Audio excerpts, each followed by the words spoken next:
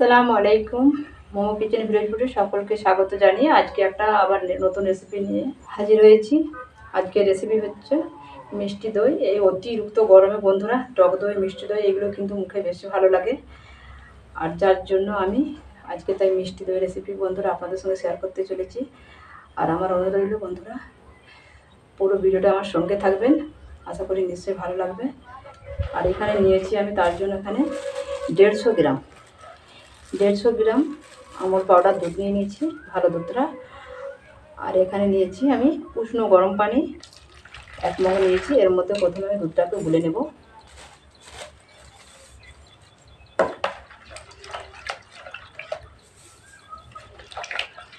একটু উষ্ণ গরম পানি করলে কি হয়, চট করে কিন্তু এটা গোলা হয়ে যায়।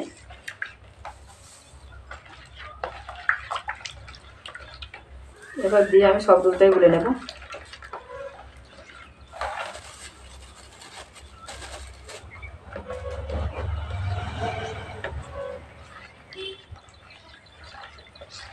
বন্ধুরা আমাদের একতলা বাড়ি, মাঠের বীজখানে কি বলবো, এত গরম মনে হচ্ছে বাড়িতে টেকা যাবে না।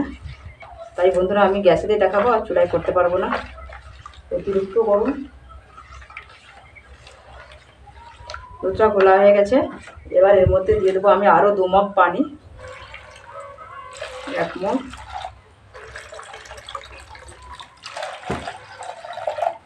2 মগ, মোট 3 মগ আমি পানি দিয়ে দিলাম। এবারে চলে যাব গ্যাস চুলায়, সেখানে দুধটা ফুটিয়ে নেব। আর এখানে আমি গ্যাস চুলা জ্বালিয়ে দিয়েছি আর কড়াও বসিয়ে দিয়েছি। এবার আমি একটা চিনির ক্যারামেল তৈরি করে দেবো কালারটা করার জন্য। অল্প একটু পানি দিলাম, সামান্য একটু পানি দিলাম। এবার এখানে চিনি দিলাম আধ বাটি।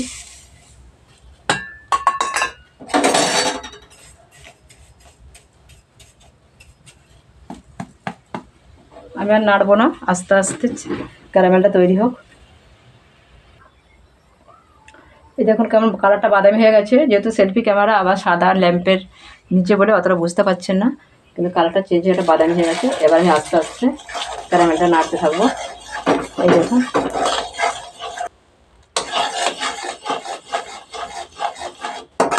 কালারটা কিন্তু বাদামি হয়ে গেছে, ওতে বোঝা যাচ্ছে না। এবার আমি অল্প অল্প করে দুধ ঢেলে দেবো।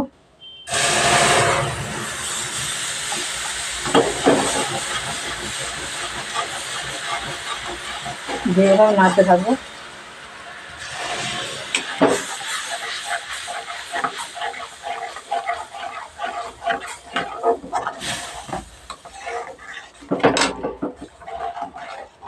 এই দেখুন কালারটা কীরকম হয়েছে, এটা বোঝা যাচ্ছে না, একটু কাছে নিয়ে দেখাচ্ছি।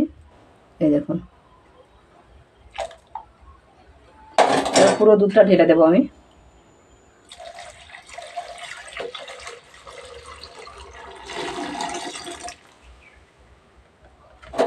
এবার কালারটা দেখুন কীরকম কালারটা হয়েছে। এই দেখুন এবার আমি দুধটাকে ভালো করে ফুটিয়ে নেব। আর দই করতে গেলে কিন্তু দুধটাকে অনবরত নাড়তে হবে, যাতে না শর্টটা বসে যায়, এদিকে খেয়াল রাখতে হবে। একটু ধৈর্য ধরে করে নিলেই কিন্তু আপনারাও খুব সুন্দরভাবে সহজেই এরকম দই করতে পেরে যাবেন। আর এই দুধের মধ্যে আমি 3টে এলাচ ফাটিয়ে, মানে এলাচটাকে শিলনোড়ায় থেতো করে দিয়ে দিয়েছি। এটা দেখানো হয়নি, এই দেখুন আমি দুধের সঙ্গে রেখে দিয়েছিলাম। এইভাবে আমি নেড়েই যাচ্ছি।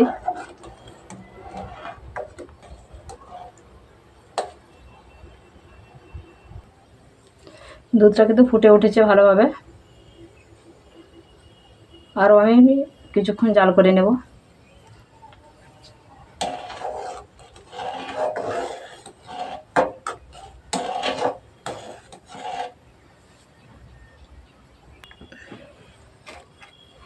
যেহেতু ক্যারামেলে চিনি দিয়েছিলাম, আর কিছুটা চিনি আমি দিয়ে দেবো। মোটমাট এটার আমি 1 বাটি চিনি দিলাম, সব মিলে 1 বাটি হলো চিনি। চিনিটাকেও ভালো করে গলিয়ে নিতে হবে। আমি প্রায় 30 মিনিট ধরে দুধটাকে জাল করে নিয়েছি, অনেকটাই দুধ কমে গেছে। এই দেখুন এবার আমি গ্যাসটা অফ করে দেব। এই জাম বাটিটার মধ্যে ঢেলে নেব। আমি জামপাটি ঢেলে বাইরে নিয়ে চলে এসেছি।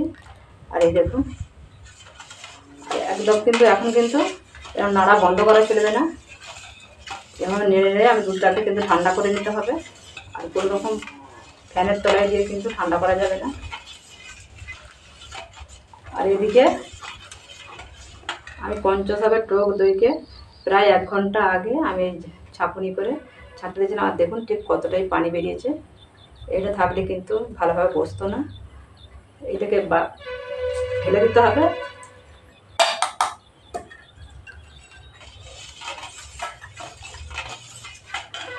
টক দইটাকে ভালো করে ফেটে দিতে হবে।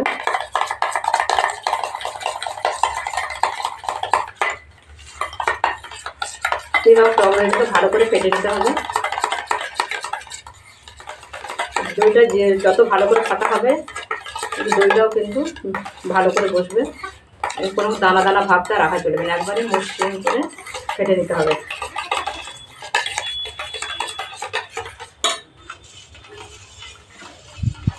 আমি দুধটাকেও ঠান্ডা করে নিয়েছি। একদম ঠান্ডা করাও যাবে না, আর দই করতে গেলে খুব গরম থাকলেও হবে না। ঠিক কীরকম ঠান্ডা হবে সেটা আমি দেখিয়ে দিচ্ছি। একটা আঙুল ডুবালে যেরকম সহ্য করার মতো তাপটা লাগবে, এই তাপটাই কিন্তু রাখতে হবে। আর বন্ধুরা এখানে দেখুন কতটাই ঠিক গাঁজে গেছে ঠান্ডা করতে করতে। আর এখানে দইটাকে আমি একবারে মোলায়েম করে ফেটে নিয়েছি, ঠিক যেন আমার পন্স ক্রিম হয়ে গেছে। এবার আমি অল্প দুধ নিয়ে এখানে দুধটাকে ফেটে নেব। এবার ফেটে নেব, ভালো করে ফেটে নেব।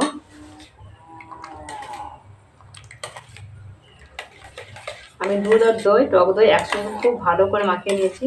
এবার আমি দুধের মধ্যে দিয়ে দেব।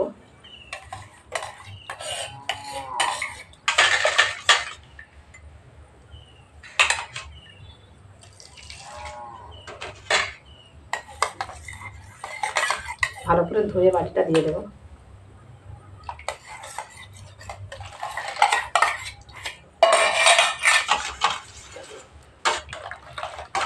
ভালো করে আবারও ফেটে নিয়ে একটু গাঁজিয়ে নেব। দেখুন বন্ধুরা ভালো করে আমি ফেটে নিয়েছি। আর এই যে কত সুন্দর ঠিক গাঁজানো উঠে গেছে, এই দেখুন কত সুন্দর গাঁজা উঠে গেছে। এবার আমি এখানে একটা নতুন আমি মালসা নিয়েছি। মালসাটাকে আমি পরিষ্কার করে জাল দিয়ে ঘষে ধুয়ে নিয়েছি। আর একটু সামান্য দই এর মধ্যে তুলে দিয়েছিলাম, যেহেতু এটা নতুন মালসা একটু মাখিয়ে নেবো গাগুলোই।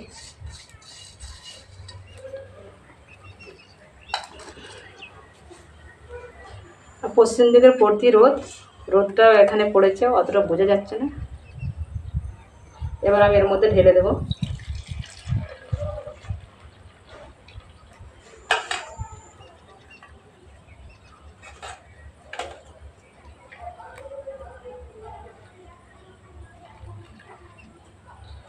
ঢেলে দিলাম, আরও সামান্য রয়ে গেছে। এটাকে আমি একটা কৌটোর মধ্যে রেখে দেবো।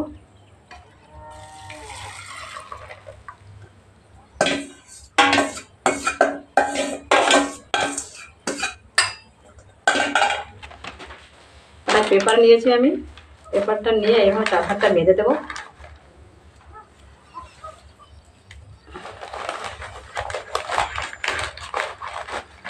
এইভাবে আমি বেঁধে দেবো।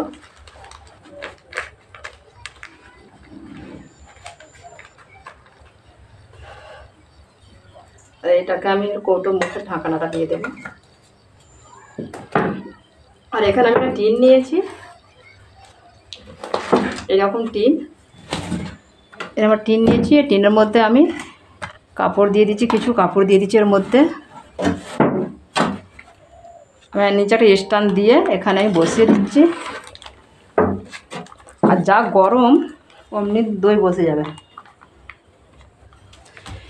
এই মুখটার মধ্যে একটা ডালা দিয়ে দিলাম পেপারটার উপরে, কারণ এর উপর আমি একটা এই কৌটোটা বসাবো। এবার একটা পাতলা কম্বল নিয়ে ধারে ধারে খুশে খুশে দেবো, চারধারটা যেমন লড়ে আড়বে পড়ে না যায়। এমনি কাপড় দিলেও কিন্তু বসে যাবে, তবুই দিয়ে দিলাম আমি কম্বলটা। যা গরম পড়েছে অটোমেটিক দই বসে যাবে। এর মধ্যে আর একটা কাপড় আমি দিয়ে দিলাম। এগুলোকে দিয়ে আমি খাটের নিচে রেখে দেব। আজ যেমন সন্ধে প্রায় সন্ধে হওয়া মুখী প্রতিবেলা আমি কাল সকালবেলা বের করে আপনাদেরকে দেখাবো। সারা রাত কিন্তু এইভাবে আমি খাটের নিচে রেখে দেবো। আর এইটাকে কিন্তু কোনো রকম আর নাড়াচাড়া কিচ্ছু করা যাবে না, নাড়াচাড়া করলেই কিন্তু দই বসবে না। এবার দেখাবো আমি সেই কালকে। চলে এসেছি তার পরের দিনে। আর বন্ধুরা আমার একটু দেরি হয়ে গেছে টিনটা বার করতে, কারণ সকালে টিউশনি 6টা থেকে, তারপরে বাড়িতে মেহমান এসে গেছিলো। এবার বার করলে তো কেউ দেখানো আর করানো অনেক ঝামেলার মধ্যে পড়বো, যার কারণে একটু দেরি হয়ে গেছে। এবারে দেখবো ঠিক দইটা কীরকম হয়েছে।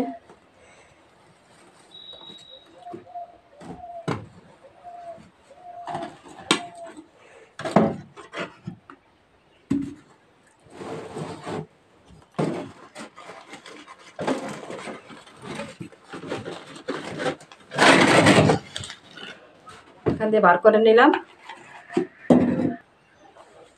এবারে খুলে দেখবো কীরকম হয়েছে। আগে কাগজটা খুলে নেব।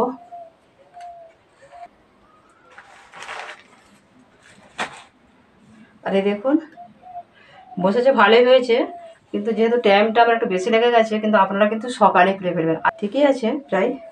আর এটা দেখবো খুলে কি হয়েছে।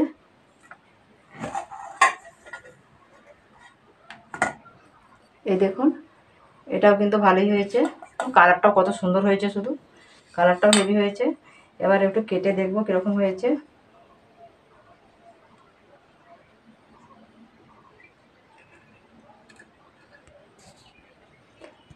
এই দেখুন